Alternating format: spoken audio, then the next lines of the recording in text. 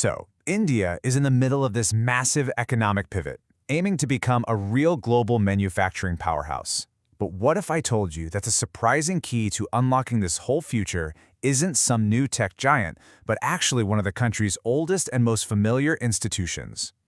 It all kicks off with this vision right here.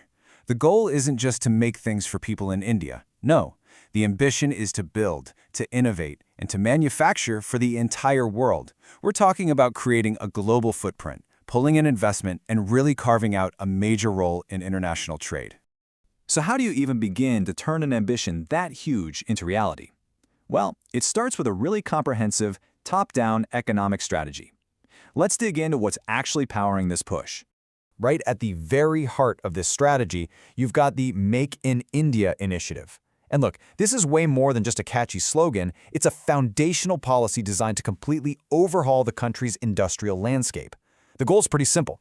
Turn India into the world's factory, building everything from electronics to cars right on its own soil. Now, to really get this engine roaring, the government is using something called Production-Linked Incentive, or PLI schemes. Basically, they're financial rewards for companies that ramp up their domestic manufacturing. And what's really striking here is just how broad this is. We're talking everything from high-tech batteries and cars, all the way to food processing and footwear. This isn't about boosting just one sector. It's a massive, nationwide industrial buildup. At the end of the day, all of this really boils down to one thing: building credibility on the world stage. Because for international companies to invest their money and plug India into their supply chains, they need to see it as a stable, reliable, and predictable partner. That's the real endgame. Okay, so building a ton of factories is great, but that's really only step one. There's a much bigger, much trickier challenge in making it all work together. And this brings up a critical question. I mean, you can manufacture the best products on the planet, but if you can't get them from the factory floor to a shipping port and onto a container ship efficiently, the whole system just falls apart. It's a massive logistical puzzle. And here it is. The missing piece isn't technology, and it's not a lack of people. It's the physical and digital logistics network you need to connect everything. Without that world-class backbone, that Make in India ambition, well, it stays just an ambition.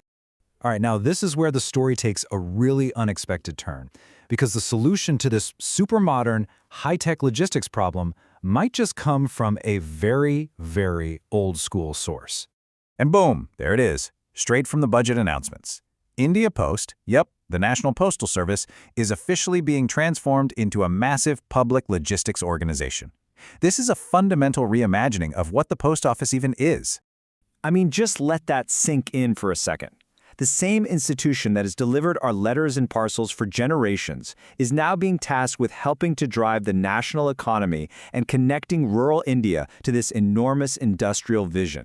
So, what does this transformation actually look like on the ground? How do you really turn a postal service into a logistics giant? Well, India Post's biggest asset, its secret weapon, is its absolutely incredible reach. That number on the screen, 1.5 lakh, that's 150,000 post offices in rural areas alone. No private logistics company on Earth comes close to that kind of deep last-mile presence. This existing network is the key. So this isn't just some vague idea. The government has a clear three-step plan called the Postal Logistics Infrastructure Project. It's basically a blueprint to modernize the whole shebang, from the tech they use to how they move stuff between cities, and maybe most importantly, how they handle that final delivery right to the doorstep. And this really brings us to the core of this whole strategy. It's about bridging the huge gap between the smallest producers and the largest international markets. So who is all of this for? Well, as you can see, it's not just about big corporations. The real focus is on small businesses, rural artisans like the Viswakarmas, and new entrepreneurs who for years have been completely shut out of global trade because of all the logistical hurdles. And this right here is the whole story in a nutshell. On one side, you've got the rural producer, the artisan, the small-time entrepreneur. On the other, the global supply chain. India Post is being retooled to become the actual physical bridge that connects the two. Suddenly, a weaver in a small village has a real shot at selling their products in New York or London. This slide really shows how much the services themselves are evolving.